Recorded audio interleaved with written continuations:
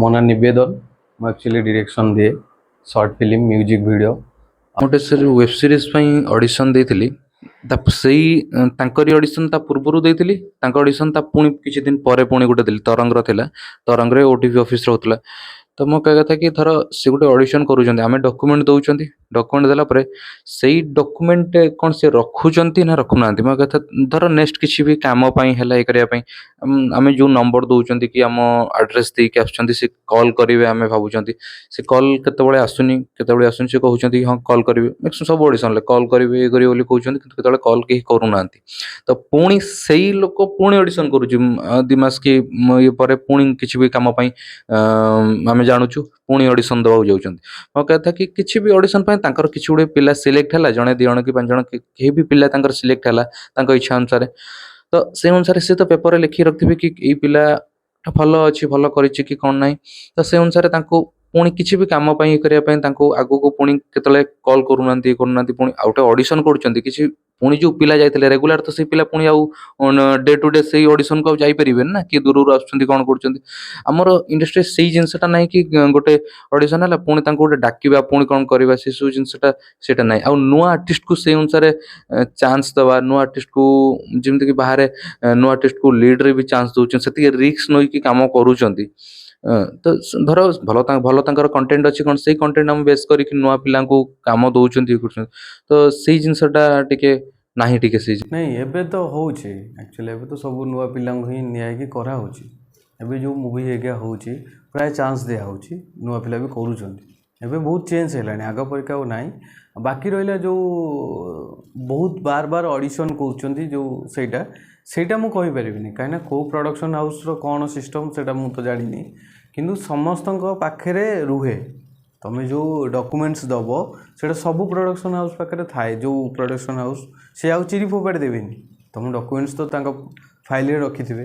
ଯେମିତିକି ଆମେ ଗୋଟେ ଦେଖିଲୁ, ଗୋଟେ ଆର୍ଟିଷ୍ଟ ଦେଖା ହେଲା, ତା ନମ୍ବରଟା ଆମେ ନୋଟ୍ କରୁଛୁ ଯେ କି କେବେ ଆମର ଦରକାର ହେଲା ଆମେ ତାକୁ ଡାକିବୁ, ନୁହେଁ ତ ତା ନମ୍ବର ଆମେ ଡିଲିଟ୍ କରିଦେବୁ କି ସୁଟିଂ ପରେ। ସେଇଟା ସମସ୍ତେ ରଖନ୍ତି। ଆଉ କେଉଁ ପ୍ରଡ଼କ୍ସନ୍ ହାଉସ୍ କ'ଣ କରୁଥିବେ ସେଇଟା ତ ମୁଁ କହିପାରିବିନି, କାହାର କ'ଣ ସିଷ୍ଟମ୍ ଥିବ। କିଏ ବାର ବାର ଅଡ଼ିସନ୍ କରିବାକୁ ଚାହୁଁଛନ୍ତି, ଯେ କି ଯେତେଟା ପ୍ରୋଜେକ୍ଟ ସେତେ ଅଡ଼ିସନ୍, ହୁଏତ ତାଙ୍କୁ ସେତିକି କ୍ୟାରେକ୍ଟର ଦରକାର ହେଉଥିବ। ପୂର୍ବ ଅଡ଼ିସନ୍ରେ ଯେଉଁମାନଙ୍କୁ ତୁମମାନେ ଯେମିତି ସବୁ ଯାଇକି ଡକୁମେଣ୍ଟ ଦେଇକି ଆଇଛ, ହୁଏତ ତୁମର ଏଇ ଯେଉଁ ନୂଆ ପ୍ରୋଜେକ୍ଟ ଆରମ୍ଭ ହେଉଛି ତା ପାଇଁ ଆହୁରି ନୂଆ ପିଲା ଆସୁ, ସେମିତି ହେଇଥାଇପାରେ। ତାପରେ ବିଭିନ୍ନ ଶୋ ବଗେରା ଯେଉଁ ହେଉଛି କି ବିଗ୍ ବ୍ରେକ୍ ହେଲା କି ସିଦ୍ଧାର୍ଥରେ ହେଲା ଇଏ ହେଲା, ସେଇଥିରୁ ବି ସିଦ୍ଧାର୍ଥରେ ତ ୱିନର ଯେଉଁମାନେ ହେଉଛନ୍ତି ଗୋଟେ ତାଙ୍କୁ ଏତେ ଚାନ୍ସ ସେମିତି ମିଳୁନି ଏତେ କାମ କରିବା ପାଇଁ। ସେମିତି ସିଦ୍ଧାର୍ଥରେ ଏବେ ଟିକେ ଡ୍ୟାନ୍ସ ଟିକେ ଆକ୍ଟିଂ ଏବେ ଚାଲିଥିଲା, ତ ସେମିତିକା ଚାନ୍ସ ତାଙ୍କୁ ମିଳୁନି ସେମିତି କାମ କରିବା ପାଇଁ, ତାଙ୍କର ଟ୍ୟାଲେଣ୍ଟ ଦେଖିବା ପାଇଁ। ଅଡ଼ିସନ୍ ମାନେ ଇଏ ହେଲା, ସେମାନେ ୱିନର ହେଇଗଲେ କି ରନର୍ସ ଅପ୍ ହେଲା, ତାଙ୍କୁ ବି ପୁଣି କାମ ମିଳିବା ପାଇଁ ଦରକାର ନା। ମାନେ ମିଳିବ, ସମସ୍ତଙ୍କୁ କାମ ମିଳିବ, କିନ୍ତୁ ଟାଇମ୍ ଦରକାର। ତାମାନେ ଗୋଟେ ରିଆଲିଟି ଶୋ ସରିଲା ପରେ ସାଙ୍ଗେ ସାଙ୍ଗେ ପ୍ରୋଜେକ୍ଟ ମିଳିଯିବ ବୋଲି ସେଇଟା ବଡ଼ କଥା ନୁହଁ। ଯେମିତିକି ରଜ କୁଇନ୍ ହେଲା, ବହୁତ ସାରା ଯେଉଁ ରିଆଲିଟି ଶୋ ହେଉଛି ସମସ୍ତେ କାମ ପାଉଛନ୍ତି, ନୁହେଁ ତ ଆଉ କିଏ କାମ ପାଉନାହାନ୍ତି କି ୱିନର୍ ପରେ ସେମାନେ ଘରେ ବସିଯାଇଛନ୍ତି। ସେଇଟା କାହା ମତରେ କିଏ, ଧର ମୁଁ ୱିନର୍ ହେଲା ପରେ ମୁଁ ଚାହିଁବି ନା ମୁଁ ସିରିଏଲ୍ କରିବିନି, ତ ସିରିଏଲ୍ ତ ଅଫର୍ ସେମାନେ ଦେବେ ନା। ବହୁତ ଆର୍ଟିଷ୍ଟ ବି ଅଛନ୍ତି, ୱିନର୍ ପରେ ସେମାନେ କହିବେ ଆମେ ସିରିଏଲ୍ କରିବୁନୁ, ମୁଭି କରିବୁ, ଇଏ କରିବୁ। ଚ୍ୟାନେଲ୍ କ'ଣ କରିପାରିବ ସେଥିପାଇଁ ଯିଏ ୱିନର୍ ହେଲା ସମସ୍ତଙ୍କ ପାଇଁ କିଛି ନା କିଛି ରଖା ହେଇଛି। ହୁଏତ କେବେ କ'ଣ ବାହାରିଲା ପ୍ରୋଜେକ୍ଟ ସେମିତି କହିହେବନି। ତାଙ୍କ ଧର ଏଇଠି ତୁମେ ମାନେ ପାଠ ପଢ଼ୁଛ, ଏଇ ପ୍ରଡ଼କ୍ସନ୍ ହାଉସ୍ର ଯଦି କିଛି ଗୋଟେ କାମ ହେଲା ତୁମମାନେ ତ କରିବ ନା ଯାହା ହେଲେ ବି। ପ୍ରଡ୍ୟୁସର ମାନେ ପ୍ରଡ୍ୟୁସର ସିଏ କେବଳ ଫାଇନାନ୍ସିଆଲି ସପୋର୍ଟ କରନ୍ତି ନା ଆଉ କିଛି ତାଙ୍କର କର୍ତ୍ତବ୍ୟ ଥାଏ ଫିଲ୍ମରେ? ପ୍ରଡ୍ୟୁସର ମାନେ ଏବେ A to Z ସବୁ ବୁଝୁଛନ୍ତି, ଫାଇନାନ୍ସ କେମିତି କ'ଣ କାମ ହେବ, ମାନେ ସେମାନେ ପୁରା ପଶୁଛନ୍ତି ଗୋଟେ ପ୍ରୋଜେକ୍ଟ ଭିତରେ। ଯେମିତିକି ଯେହେତୁ ନିଜେ ସିଏ ହେଲେ ମେନ୍, ତାଙ୍କ ଜରିଆରେ ଆମେ ସବୁ କାମ କରୁଛେ, ସେ ପଇସା ଦେଲା ପରେ ଆମେ କାମ କରୁଛେ, ସିଏ ବି ଇନଭଲ୍ଭ ହେଉଛନ୍ତି ସବୁ କାମରେ। କେମିତି ମୋର ପ୍ରୋଜେକ୍ଟଟା ଭଲ ହେବ, କ'ଣ ଆଉ କରିହେବ। ଯେମିତିକି ଆମେ ଡିସ୍କସନ୍ କରୁଛୁ, ସାର୍ ବଜେଟ୍ ଏତିକି ଅଛି, ଆଉ ଏମିତି କଲେ ଆଉ ଟିକେ ବଜେଟ୍ ବଢ଼ିବ। କିଛି ପ୍ରଡ୍ୟୁସର ଅଛନ୍ତି ଠିକ୍ ଅଛି ଭଲ ହେବା ଦରକାର କର, କିଛି ପ୍ରଡ୍ୟୁସର ଅଛନ୍ତି ନାଇଁ ହେଇପାରିବନି ସେତିକି ଲିମିଟ୍ ଭିତରେ କର। ପ୍ରୋଡ୍ୟୁସର ଏବେ ଇନଭଲ୍ଭ ହେଉଛନ୍ତି ସବୁ କାମ। ରାଇଟର ମାନଙ୍କର କେତେ ଥାଏ ସାଲାରୀ, ଯୋଉମାନେ ସାଧାରଣତଃ ଷ୍ଟୋରି ଦିଅନ୍ତି କି ଏମିତି କିଛି ଦିଅନ୍ତି? ସେମିତି କିଛି ନାହିଁ, ରାଇଟର ମାନଙ୍କର ସେମିତି କିଛି ନାହିଁ, ଯାହା ଫିକ୍ସ ଥିଲା। ଧର ସପୋଜ ମୋତେ ଗୋଟେ ଷ୍ଟୋରି ଜଣେ ଲେଖିକି ଦେଲା, ଗୋଟେ ରେମୁନେସନ୍ ଠିକ୍ ଅଛି କେତେ ଦେବି, କିଏ କହିବ ମୋତେ 1000 ଦେଲେ ଚଳିବ, କିଏ କହିବ 5000, ସେମିତି କିଛି ଫିକ୍ସ ନଥାଏ। ଏଇଟା ଫିଲ୍ମର ଷ୍ଟୋରି ପାଇଁ ସେଟା ତ ବହୁତ ବଡ଼ ବିగ్ ବଜେଟର ଜିନିଷ, ସେ ଷ୍ଟୋରି ଦେବା ପାଇଁ ରାଇଟର ମାନେ କେତେ ଟଙ୍କା ନିଅନ୍ତି? 50,000 ଅଛି, ଲକ୍ଷେ ଅଛି, 30,000 ଅଛି, 20,000 ଅଛି। ସେମିତି କି ଗୋଟେ ଫିକ୍ସ ନେଲେ ମୁଁ ଗୋଟେ ଫିକ୍ସ କୁହନ୍ତି, ଯେମିତିକି ଡିରେକ୍ଟରଙ୍କ ବି ବଜେଟ୍ ନାହିଁ। ମୁଁ ବି କେଉଁ ପ୍ରୋଜେକ୍ଟରେ 5,000 ନେଉଛି, କେଉଁ ପ୍ରୋଜେକ୍ଟରେ ବି 3,000 କରିଦେଉଛି। ସେମିତି ମୁଁ କହିପାରିବିନି ଯେ ଗୋଟେ ଡିରେକ୍ଟର ରେମୁନେସନ୍ ଏତିକି ଅଛି, ରେମୁନେସନ୍ କହିହେବନି କେବେ। ତମେ ବି ଆଜି ଯେଉଁ ଯାଇଛ 500 ଟଙ୍କାରେ କରୁଛ, କାଲି ବି 5,000 ଆଣୁଛ, ତମେ ତମ ରେମୁନେସନ୍ ଫିକ୍ସ କରିପାରିବ କି? ସେମିତି ଫିକ୍ସ କିଛି ନାହିଁ। ଏଇଠି ଗୋଟେ ଆମକୁ ଲେଟର ଦିଆଯାଏନି ଯେ ଏଇ ଡିପାର୍ଟମେଣ୍ଟ ଏତିକି ଟଙ୍କା ପାଇବ, ସେମିତି କିଛି ନାହିଁ। କାମ ନେଇକି ଆଉ ଇଏ ନେଇ, କିନ୍ତୁ ଏମାନଙ୍କର ଗୋଟେ ଅଛି ବଜେଟ୍, ଯେଉଁମାନେ ଆମର ଟେକ୍ନିସିଆନ୍ ଅଛନ୍ତି, ଲାଇଟ୍ ଆର୍ଟ, ଏମାନଙ୍କର ବଜେଟ୍ ଅଛି। କାହିଁକିନା ଯେହେତୁ ତାଙ୍କର ଗୋଟେ ଆସୋସିଏସନ୍ ଅଛି, ସେମାନଙ୍କର ଗୋଟେ ବଜେଟ୍ ଫିକ୍ସ କରାଯାଇଛି। ତାଙ୍କର ହେଉଛି ସକାଳ 6ରୁ ସନ୍ଧ୍ୟା 6 ଗୋଟେ ସିଫ୍ଟ ୱାଇଜ୍ ସେମାନେ ପଇସା ନିଅନ୍ତି। ହଁ, ଧର ସକାଳ 6ରୁ ସନ୍ଧ୍ୟା 6, ଧର ଗୋଟେ ଆର୍ଟ ଡିପାର୍ଟମେଣ୍ଟ ଯିଏ ହେଡ଼୍ ଅଛି, ସେ 2,000 ଟଙ୍କା ଧର ନେଲା। ତାପରେ ସନ୍ଧ୍ୟା 6ରୁ ରାତି 10 ଗୋଟେ ସିଫ୍ଟ, ହାଫ୍ ସିଫ୍ଟର ପଇସା ନେବ 2,000 ଯାକ 1,000, 3,000 ହେଲା ତାର।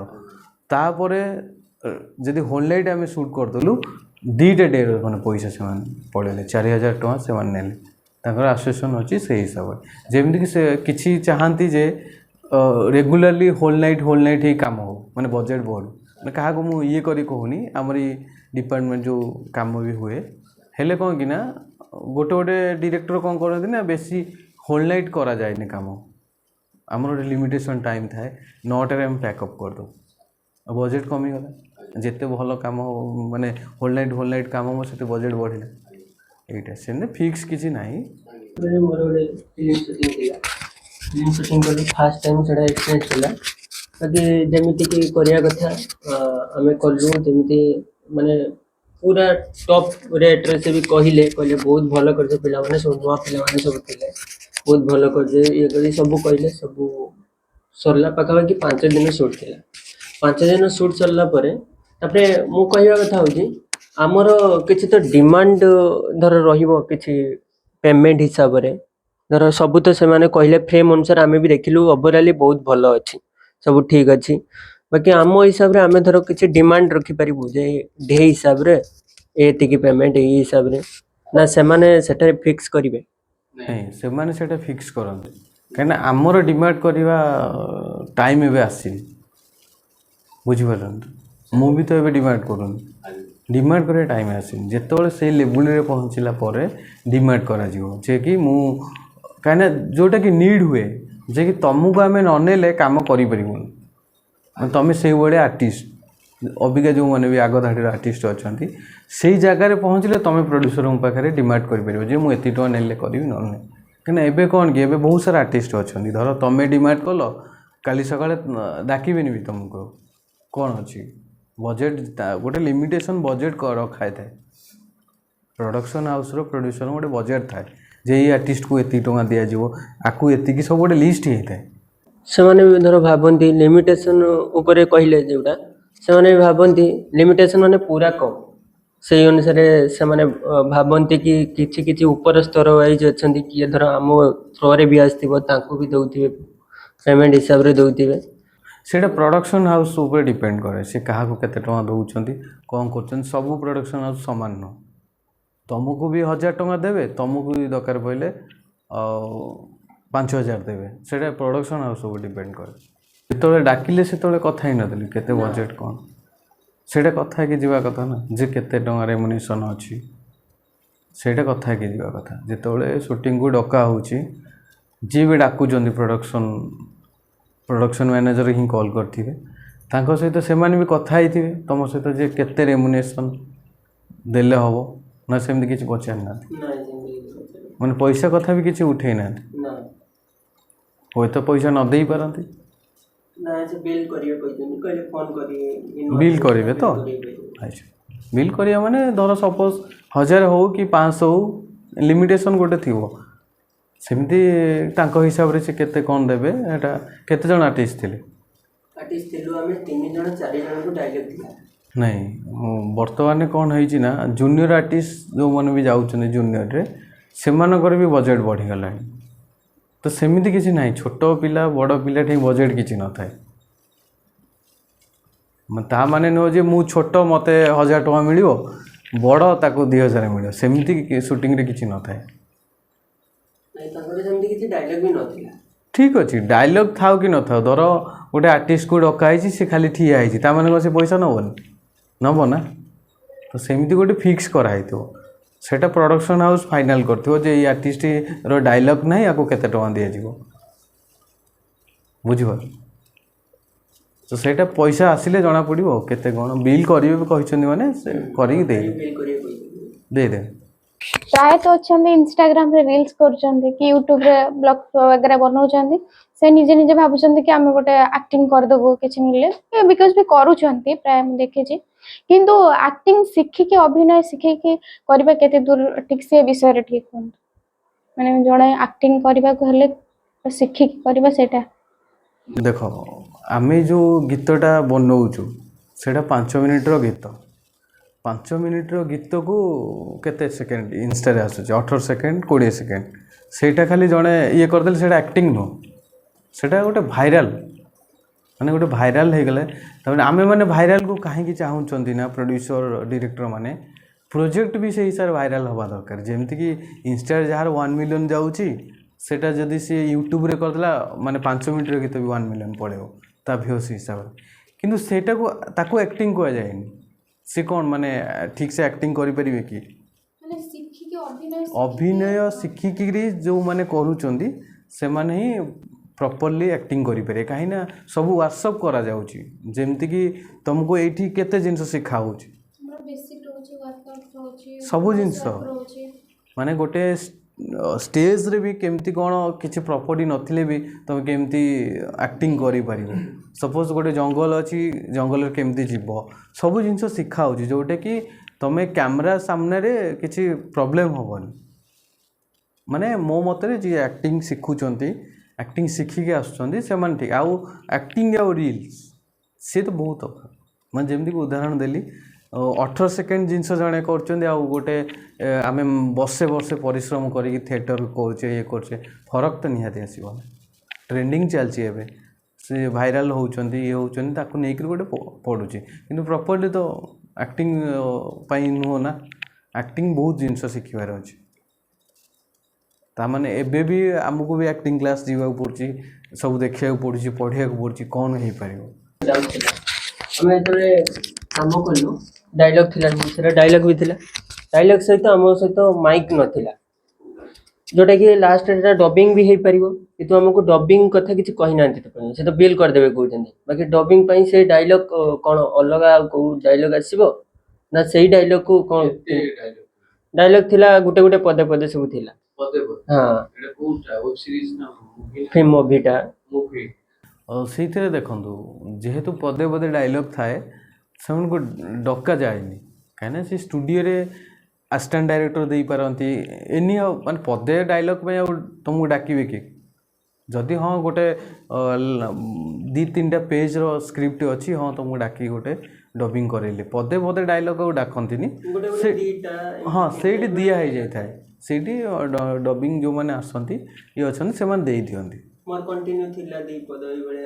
ହଁ ସେମାନେ ସିଏ ଦେଇଦେବେ ମୁଭିରେ ସେମାନେ ଦେଇଦିଅନ୍ତି ସେଠି କାହିଁକିନା ସେଠି ଏବେ ତ ପ୍ରାୟ ଡାଇରେକ୍ଟ ନିଆହେଉଛି ପ୍ରାୟ ମୁଭିରେ ଆଉ ଡବିଂ ବି କରାହେଉନି କିଛି କିଛି ମୁଭିରେ ଡବିଂ କରାହେଉଛି ସିଙ୍ଗ ସାଉଣ୍ଡ କରାହେଉଛି ଯେଉଁଟାକି ସିଙ୍ଗ ସାଉଣ୍ଡ ସେଠି ଡାଇରେକ୍ଟ ନ୍ୟାଚୁରାଲ୍ ସବୁ ଜିନିଷ ନିଆହେବ ଆଉ ସେଇଟା କି କ'ଣ ଭଲ ଲାଗେ ତୁମେ ଯେମିତି ଆକ୍ଟିଂ କରିବ ସେଇଠି ସେଇଟା ଇଏ ହେଇଗଲା ଗୋଟେ ଥର ଆକ୍ଟିଂ କରିବ ତାପରେ ଷ୍ଟୁଡ଼ିଓ ଯାଇକି ସେଇ ଫିଲ୍ ଆଣିକି ସେଇ ଭିଡ଼ିଓ ଦେଖି ଡବିଂ ଦେବାକୁ ପଡ଼ିବ ଡାଇରେକ୍ଟ ନିଆଯାଉଛି ସିଙ୍ଗ ସାଉଣ୍ଡ ବେଳେବେଳେ ଆଉଟଡୋରରେ ପ୍ରୋବ୍ଲେମ୍ ହେଉଛି ଇନଡୋରରେ ସିଙ୍ଗ ସାଉଣ୍ଡ କରାହେଇଯାଉଛି ଆଉ ଯେଉଁଟା ତୁମର ଛୋଟ ଡାଇଲଗ୍ ଅଛି ସେଥିପାଇଁ ଆଉ ଡକାଯିବନି ସେମାନେ ନିଜେ କରିଦେବେ ଯେତେବେଳେ ସୁଟିଂ ହୁଏ ସେତେବେଳେ ଜଣେ ଥାଆନ୍ତି ମାନେ ଯେତେବେଳେ ଡାଇଲଗ ସେ ଆକ୍ଟର ଜଣେ କୁହେ ତାଙ୍କୁ ପ୍ରମ୍ପଟିଂ କରନ୍ତି, ସେମିତି ହୁଏ କି ସାର୍? ହଁ ସେମିତି ହୁଏ, ସେମିତି ହୁଏ। ପ୍ରତ୍ୟେକ କ୍ଷେତ୍ରରେ ହୁଏ ନା ସାର୍? ନାଇଁ ସେଇଟା ଯେହେତୁ ମୁଭିରେ ଆମର ଡବ୍ ହୁଏ, ଆଜ୍ଞା ସେଇଠି ପମ୍ପଟିଂ କରାଯାଏ। ସିରିଏଲରେ ବି କୁହା ହୁଏ। ଆଜ୍ଞା ସିରିଏଲ ଯେହେତୁ ଡାଇରେକ୍ଟ ସାଉଣ୍ଡ ନିଆଯାଇଥାଏ, ଟିକେ ଟିକେ ସବୁ ଜାଗାରେ ପମ୍ପଟିଂ କରାହେଉଛି, କିଛି ଅସୁବିଧା ନାହିଁ। ବିନା ପମ୍ପଟିଂରେ କିଛି ହେବନି। ସିରିଏଲରେ ବି କୁହାହେଉଛି, ଫାଷ୍ଟ କୁହାଯାଉଛି, ତାପରେ ରୋଲିଂ କରାହେଉଛି, ସବୁ ଜାଗାରେ ପମ୍ପଟିଂ ହେଉଛି। ର କାମ ତାର ଷ୍ଟାର୍ଟିଂରୁ ଏଣ୍ଡିଂ ପର୍ଯ୍ୟନ୍ତ କ'ଣ କ'ଣ ଥାଏ? ମାନେ ଷ୍ଟାର୍ଟିଂରୁ ଯୋଉଟା ପ୍ରି ପ୍ରଡକ୍ସନ୍ ଯୋଉଟା କହୁଛନ୍ତି ସେଟା ଆମେ ସେଟା ୱାର୍କସପ୍ ସେଇଟା କହିବା ନା କୋଉଟା? ଷ୍ଟାର୍ଟିଂରୁ ଏଣ୍ଡିଂ ପର୍ଯ୍ୟନ୍ତ ରିଲିଜ୍ ଏବେ ଯେଉଁ ମୁଭି କରାହେଉଛି ସେଇଟା ୱାର୍କସପ୍ କରାଯାଉଛି। ଏବେ ଯେଉଁ ନାଇଁ ସେଇଟା ପ୍ରି ପ୍ରଡକ୍ସନରେ ଯାଉନି। ପ୍ରି ପ୍ରଡକ୍ସନ୍ ହେଉଛି ପେପର ୱାର୍କ କାମ, ଡିରେକ୍ସନ୍ ଡିପାର୍ଟମେଣ୍ଟର କାମ। ସ୍କ୍ରିପ୍ଟ ଆସିଲା, ଗୋଟେ ସ୍କ୍ରିପ୍ଟଟାକୁ ପଢ଼ିକିରି ତାକୁ ଲୋକେସନ୍ ବାହାର କରିବା, ତା ଦେହରୁ ପ୍ରପର୍ଟି ବାହାର କରିବା, କଷ୍ଟ୍ୟୁମ୍ ବାହାର କରିବା, ସବୁ ଜିନିଷ ବାହାର କରିବା ହେଉଛି ପ୍ରି ପ୍ରଡକ୍ସନ୍ କାମ। କାହାକୁ ଆର୍ଟିଷ୍ଟ ଫାଇନାଲ୍ କରିବା, କ'ଣ କରିବା, ଟୋଟାଲ୍ କମ୍ପ୍ଲିଟ୍ ପରେ ସେଇଟା ପ୍ରି ପ୍ରଡକ୍ସନ୍ କାମ ସରିଗଲା, ତାପରେ ସୁଟିଂ ହେଲା। ନା ତାପରେ ଧର ଏଇଟା ପ୍ରି ପ୍ରଡକ୍ସନ୍ କାମ ସରିଗଲା, ତାପରେ ଦେନ୍ ଧର ଯୋଉ ଆର୍ଟିଷ୍ଟ ଫାଇନାଲ ହେଇଛନ୍ତି ତାଙ୍କୁ ଡାକିକି ଗୋଟେ ୱାର୍କସପ୍ କରିବା, ତାପରେ ସେଇଟା ଥାଏ। ଏବେ କରାଯାଉଛି, ଏବେ ସେ ପ୍ରି ପ୍ରଡକ୍ସନ୍ ପରେ ଏବେ ୱାର୍କସପ୍ଟା ସେଇଟା ରହୁଛି ଏବେ। ସେଇଟା ଯେହେତୁ ଆମ ପାଖରେ ସ୍କ୍ରିପ୍ଟ ମିଳିଗଲା, ଆମେ ଏବେ କ'ଣ କରୁଛନ୍ତି ନା ସବୁ ଆର୍ଟିଷ୍ଟଙ୍କୁ ଡାକି, ଯେହେତୁ ଫ୍ଲୋରରେ ପ୍ରୋବ୍ଲେମ୍ ନ ହେବ, ସମସ୍ତେ ଆଗରୁ ଭିତରୁ କ୍ୟାରେକ୍ଟର ଭିତରେ ପଶିଯିବେ, ସେଥିପାଇଁ ଗୋଟେ ୱାର୍କସପ୍ ବନାହେଉଛି, ସବୁ ଆର୍ଟିଷ୍ଟଙ୍କୁ ନିଆ ହେଇକିରି କରାହେଉଛି। ଏବେ ସେଇଟା ଷ୍ଟାର୍ଟ ହେଇଛି। ହଁ ଡିସ୍କସନ୍ କରାହେଉଛି ବି, ସିନ୍ ଗୁଡ଼ା ବି କରାହେଉଛି ପ୍ରାୟ। ଏବେ ଗୋଟେ ମୁଭି କରାହେଇଥିଲା, ତାର ଟୋଟାଲ୍ ସେ ରାକେଶ ବୋଲି ଗୋଟେ ପିଲା ଅଛି, ସେ ମୋର ଆସିଷ୍ଟାଣ୍ଟ କରେ, ସେ ଟୋଟାଲ୍ ପିଲାଙ୍କୁ ନେଇକିରି ଗୋଟେ ୱାର୍କସପ୍ କରିଥିଲା ପୁରା। ମୋତେ ବି ଡାକିଥିଲା, ମୁଁ ଯାଇଥିଲି ସେଇଟା। ସେ ମୁଭିର ଡିରେକ୍ଟର ଅଲଗା ଥିଲେ, ମୁଁ ଯାଇଥିଲି। ଟୋଟାଲ୍ ସିକ୍ୱେନ୍ସ ଯାହା ହେବ ମାନେ ଫ୍ଲୋରରେ ସେଇଟା ପୁରା ସେଇଟା ପ୍ରେଜେଣ୍ଟ କରେଇଲେ ଆମକୁ ଷ୍ଟେଜ୍ରେ, ଯେଉଁ ଥିଏଟର ଆମ ଯେଉଁଠି ରିହର୍ସାଲ୍ ହୁଏ, ଆମେ ବସିଲୁ, ପୁରା 1.5 ଘଣ୍ଟାର ଜିନିଷ ଆମେ ଦେଖିଲୁ। ପୁରା ସେ ଏମିତି କରେଇ ଦେଇଥିଲା ଆର୍ଟିଷ୍ଟମାନଙ୍କୁ ନେଇକିରି, ପୁରା ନିଜେ ସେଇଠି ସେ ଆକ୍ଟିଂ କଲେ, ଯେମିତିକି ଗୋଟେ ଜଙ୍ଗଲ ରାସ୍ତାରେ ଯାଉଛନ୍ତି, ସେ ଜଙ୍ଗଲ ରାସ୍ତାରେ ଯିବାର ଆକ୍ଟିଂ କଲେ, ସବୁ ଜିନିଷ କରିକି ଦେଖିଲେ। ସେଇଟା ଏବେ ୱାର୍କସପ୍ ହିସାବରେ ହେଉଛି ପ୍ରାୟ ମୁଭି, ଭଲ ଭଲ ମୁଭି ସବୁ ୱାର୍କସପ୍ କରି କରାହେଉଛି। କରାହେଲେ ଆମ ପାଇଁ ସୁବିଧା, ଆର୍ଟିଷ୍ଟ ପାଇଁ ସୁବିଧା, ସମସ୍ତ ପାଇଁ ସୁବିଧା। ସେମିତି କ'ଣ ହୁଏ ନା, ଧର ଲୋକେସନରେ ପହଞ୍ଚିଲ, ତମକୁ ଖାଲି ଆମେ କହିଦେଇଥିବୁ ଭାଇ ତମର ଏଇ କ୍ୟାରେକ୍ଟରଟା, ଆମେ ତ ଆଉ ସ୍କ୍ରିପ୍ଟ ଦେଇପାରୁନଥିବୁ ନା। ପହଞ୍ଚିଲା ପରେ ଏଠି ନେଇକି ସ୍କ୍ରିପ୍ଟ ଦେବ, ସେଠି ତୁମେ ପଢ଼େଇଦେଲ। ଏଇଟା କ'ଣ, ତୁମେ ମାସକ ଆଗରୁ କି 2 ମାସ ଆଗରୁ ତୁମେ ଜାଣିଦେଲ ଯେ ମୋ କ୍ୟାରେକ୍ଟର ଏଇଆ ମୋତେ କରିବାକୁ ପଡ଼ିବ, ତାପରେ ଫ୍ଲୋରରେ ଆଉ କିଛି ପ୍ରୋବ୍ଲେମ୍ ହୁଏ। ଏବେ ସେଟାକୁ କରାହେଇଛି, ଗୋଟେ ନୂଆ ଆରମ୍ଭ କରୁଛନ୍ତି, କିନ୍ତୁ ଭଲ ଜିନିଷଟା ଏଇଟା। ସବୁ ଜିନିଷରେ ୱାର୍କସପ୍ କରିକି ଯିବାଟା ହିଁ ଠିକ୍। ଆଗରୁ କିନ୍ତୁ ସେଇଟା ନଥିଲା। ଆଗରୁ ଯେତେବେଳେ ମୁଁ ବି ଆସିଷ୍ଟାଣ୍ଟ କରୁଥିଲି, ସେତେବେଳେ ସେମିତି କିଛି ନଥିଲା। ସେତେବେଳେ ଆମର ପ୍ରି ପ୍ରଡକ୍ସନ୍ କାମ ସରିଗଲା, ଆର୍ଟିଷ୍ଟ ଫାଇନାଲ୍ ହେଇଗଲେ, ମୁହୂର୍ତ୍ତ ଗୋଟେ କରାହେଲା। ମୁହୂର୍ତ୍ତ ଦିନ ଆର୍ଟିଷ୍ଟମାନେ ଆସିଲେ, ଯାହାର ଯାହା କ୍ୟାରେକ୍ଟର ଅଛି ସେଇଦିନ ଜାଣିଲେ, ପ୍ରାୟ ସେଇଦିନ ଆମେ ସୁଟ୍ କରୁ। ମୁହୂର୍ତ୍ତ ଦିନ 1-2 ଘଣ୍ଟା ଆଟଲିଷ୍ଟ ସୁଟିଂ ହେବ। ତାପରେ ସ୍କ୍ରିପ୍ଟ ହିସାବରେ ସିନିୟର ଆର୍ଟିଷ୍ଟମାନେ ସେମାନେ ଧରିଦିଅନ୍ତି, ଜାଣିଦେଲେ, ପଢ଼ିଦେଲେ, ସେମାନେ ତ କିଛି ଅସୁବିଧା ହୁଏନି। ନୂଆ ପିଲା ସବୁ ପ୍ରୋବ୍ଲେମ୍ରେ ପଡ଼ିଯାଆନ୍ତି। ଯେମିତିକି ମୁଁ ଗୋଟେ ମୁଭି କଲାବେଳେ ମୁଁ ଆସିଷ୍ଟାଣ୍ଟ କରୁଥିଲି, ଏବେ ସେ ବହୁତ ଆଗ ଧାଡ଼ିରେ ଅଛନ୍ତି। ସେ ମୋତେ ବହୁତ ଥର ସ୍କ୍ରିପ୍ଟ ମାଗିଲେ, ଆସି ନିବେଦନ ସ୍କ୍ରିପ୍ଟ ଦିଅ, ଟିକେ ସ୍କ୍ରିପ୍ଟ ଦିଅ। ହଁ ଦିଆହେବ। ଫାଇନାଲି ଦେଇନଥିଲି ମୁଁ ତାଙ୍କୁ। ତାଙ୍କ ସିନ୍ ଯେତେବେଳେ ପଡ଼ିଲା ଟିକେ ପ୍ରୋବ୍ଲେମ୍ ହେଲା ବହୁତ, ତାପରେ ମ୍ୟାନେଜ୍ ହେଇଗଲା। କିନ୍ତୁ ଏବେ ସେଇ ଜିନିଷଟାକୁ ଚେଞ୍ଜ କରାହେଇଛି, ଯେହେତୁ ୱାର୍କସପ୍ କରାହେଉଛି, ସମସ୍ତେ ସବୁ ଜିନିଷ ଜାଣିଯିବେ, ଅସୁବିଧା କାହାର ହେବ। ପରେ ସାର୍ ୱାର୍କସପ୍ ପରେ ତାପରେ ଧର ସୁଟିଂ ସରିଗଲା ପରେ ତାପରେ କ'ଣ ହୁଏ? ମାନେ ଯେଉଁ ସୁଟିଂରୁ ରିଲିଜ୍ ପର୍ଯ୍ୟନ୍ତ, ଫିଲ୍ମ ପୁରା ଥିଏଟରରେ ଆସିବା ପର୍ଯ୍ୟନ୍ତ ସେଇଠି କ'ଣ? ସୁଟିଂ ସରିଲା, ତାପରେ ଗୋଟେ ରଫ୍ ଏଡ଼ିଟ୍ ହେବ। ଯାହା ସବୁ ପ୍ରୋଜେକ୍ଟ ସୁଟ୍ ହେଇଥିବ, ସିନ୍ ୱାଇଜ୍ ଏଡ଼ିଟ୍ କରାହେଇଯିବ। ଏଡ଼ିଟ୍ କଲା ପରେ ତାକୁ ଡବିଂ କରାଯିବ। ମୁଭିର ରଫ୍ ଏଡ଼ିଟ୍ ପରେ ଡବିଂ କରାହେବ। ଡବିଂ କରା ପରେ ତାକୁ ଫାଇନାଲ୍ ଏଡ଼ିଟ୍ କରାହେବ। ଫାଇନାଲ୍ ଏଡ଼ିଟ୍ କରା ପରେ BGM ହେବ। ତା'ର BGM ବାହାରେ ହେଉଛି, ମୁମ୍ବାଇ ପଠାଇବାକୁ ପଡ଼ୁଛି। BGM ହେଇକି ଆସିବ। BGM ପରେ ଗୋଟେ କଲର୍ କାମ କରାହେବ, ଯେଉଁଟା DI କହିଲି। ହଁ, ଯେଉଁ ସ୍କାଏ ବ୍ଲୁ ହେବାର ଅଛି ଆମର, ଗୋଟେ କଷ୍ଟ୍ୟୁମ୍ ବି ତମେ ଯଦି ଚାହୁଁଛ ମୁଁ କଷ୍ଟ୍ୟୁମ୍ କଲର୍ ଚେଞ୍ଜ ହଉ ସେଇଟା ବି କରି ହେଇଯିବ। ସବୁ ଜିନିଷ ଡିଆଇରେ କରି ହେଇଯାଉଛି। ଫେସ୍ କାମ ବି କରି ହେଇଯାଉଛି। ତାପରେ ଆମର ଫାଇନାଲ୍ ଆଉଟପୁଟ୍ ବାହାରୁଛି। ତାପରେ ଯେହେତୁ ସେନ୍ସର୍ ହେବ ମୁଭି ପାଇଁ, ସେଇଟା ଗୋଟେ ପ୍ରିଭ୍ୟୁ କପି ଯିବ ସେନ୍ସର୍ ପାଇଁ। କାମଟା କିଏ ବୁଝାବୁଝି କରନ୍ତି? ପ୍ରଡ୍ୟୁସର ବୁଝାବୁଝି କରନ୍ତି ନା କଣ? ସବୁ ପ୍ରଡ୍ୟୁସରର କାମ ନା। ଗୋଟେ ମୁଭିର ହେଡ୍ ହେଲେ କିଏ? ପ୍ରଡ୍ୟୁସର। ମାନେ ଯେମିତି ଗୋଟେ ଛୁଆକୁ ଛୋଟରୁ ବଡ଼ କରିବା କାମ କାହାର? ବାପା ମାଆର। ମୁଭିର କାମ ସେଇଆ। ସେନ୍ସର ମାନେ କି ସାର୍ ଏଟା କି ମାନେ ୟୁ ଗ୍ରେଡ୍ କି ହଁ ସେଇଟା ହଁ ସେଇଟା ସେନ୍ସର ସେଇଟା ଗୋଟେ ସେନ୍ସର ଅଫିସ୍ ଅଛି କଟକରେ। ସେଇଠି ମୁଭିଟା ଦେଖାଯାଏ।